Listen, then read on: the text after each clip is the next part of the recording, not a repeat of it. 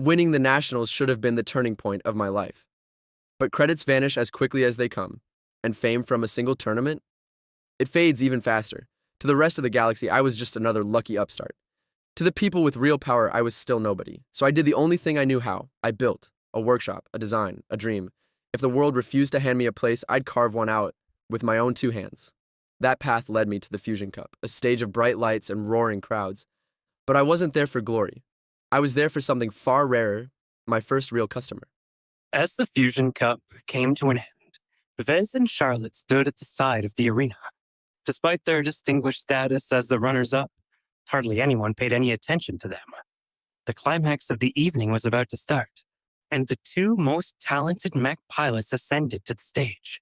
It was clear their imminent battle was the main attraction in the Bright Republic, and the Fusion Cup was nothing more than a side event. No matter how impressive their winnings, Vez and Charlotte could expect to receive only a fraction of the attention placed on the finalists of the main tournament. But Vez wasn't a mech pilot, and he was indifferent to chasing personal fame. He preferred building up his business's reputation in a more sustainable way. I've got some work to do. Oh? Charlotte raised her eyebrow. Bailing out on me, are you?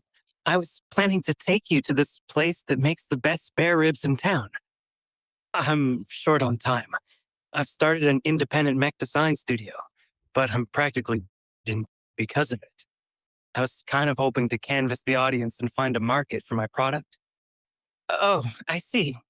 All you nerdy types are the same. All you want to do is pursue a career at one of the big companies. But it's pretty brave of you to start out on your own. Vez smiled ruefully. We all have different dreams. I know it's a tough road, but I don't regret taking it. I'm confident I can make it to the top someday. Wow, that's impressive. Anyway, I won't distract you anymore, but let's swap comm details before you go. After they had added each other to their contact lists, they went their separate ways.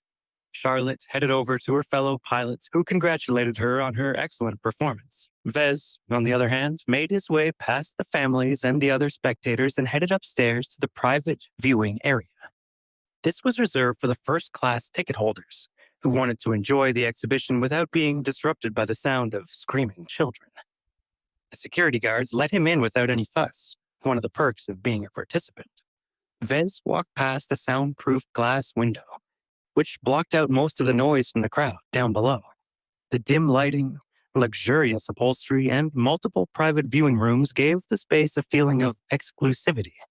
Vez observed the people around him and saw that they had gained access to the private area because they were all either members of the higher classes or the military ranks. In the communal space, small groups of like-minded individuals had formed and were observing the spectacle unfolding in the central arena below.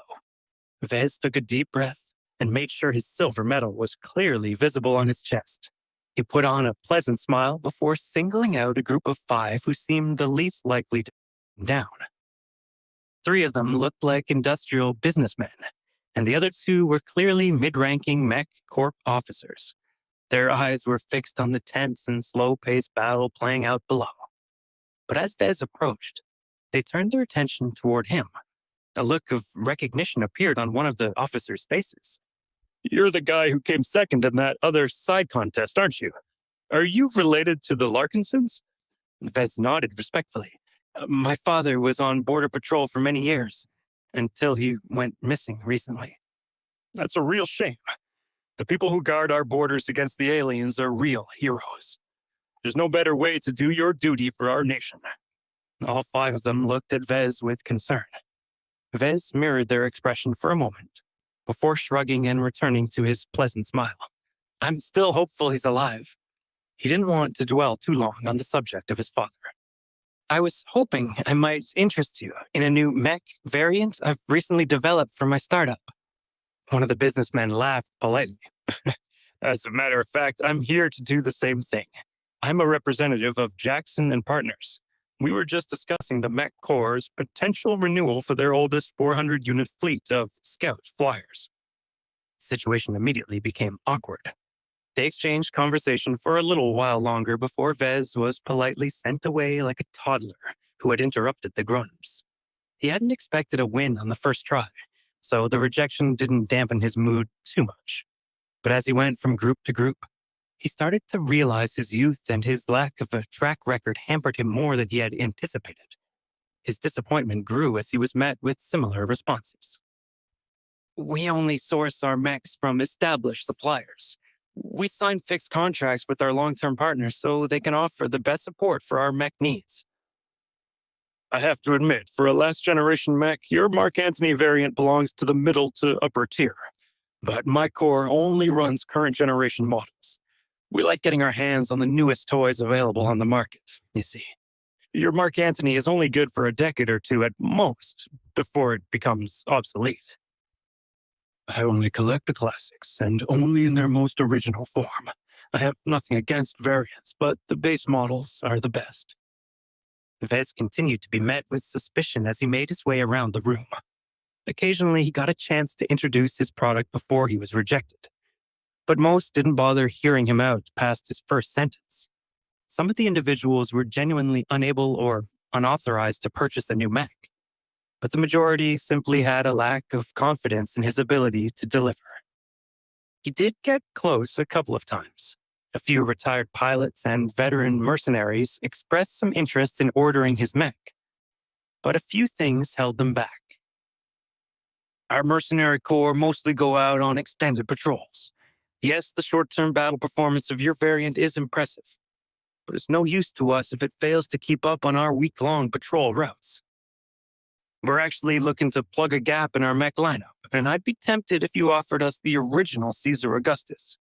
Your variant is affordable, but even two of them wouldn't match up against one well-armored mech.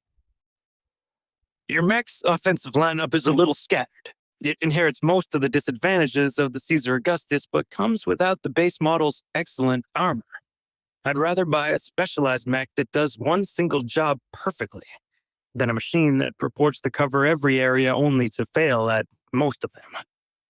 He realized that Carlos was off in his prediction that wealthy collectors were more likely to purchase his mechs. Rather, these collectors were highly discerning in their choices and disdained cheap variants. Instead, they were more likely to chase after vintage base models or highly exclusive variants made with extraordinary materials. Out of everyone present, it was the wealthy mercenaries who seemed to express the most interest. They were open to purchasing a functional mech, but they were critical of the Marc Antony's weak points. For them, the detriments outweighed the benefits, even with the favorable pricing.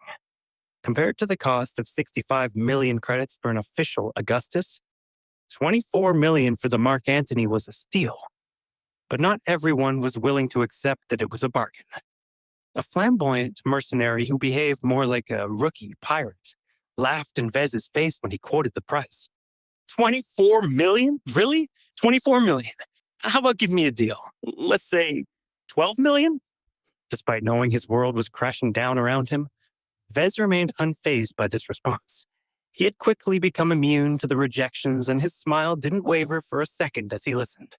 Please subscribe to the Pocket FM YouTube channel and press the bell icon for instant notification. Check out our channel for more such exciting shows.